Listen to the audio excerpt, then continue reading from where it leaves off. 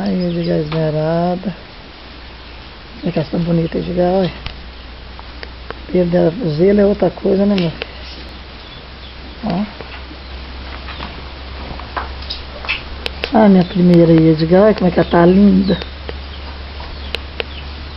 Olha como é que o pelo dela tá. Primeira. Segura.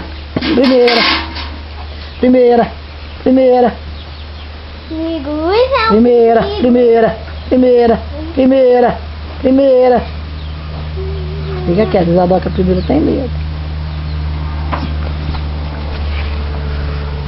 E agora que eu queria ficar em pé? Fala bem, gente. Isso, tá. Aqui. Gira. Ah, por isso que Isadora estava tudo embora na hora, que ver a prima já chegou. Qual a prima? A prima nova? A irmã do Joãozinho? É. Não. Não. O João agora arranjou outro filho, né? Mas não qualquer uma outra mulher ou que não? A mulher dele mais um negro lá na pé da alta, ali de Gás Frango. Lá mas o negro tinha umas mulherzadas naquela aldeia. Porque com o Pará que feia, que o Justo tinha carro.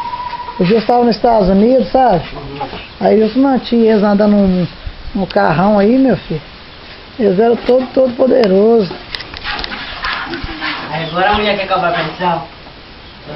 Não, tá com 17 anos já. Ai. Peraí.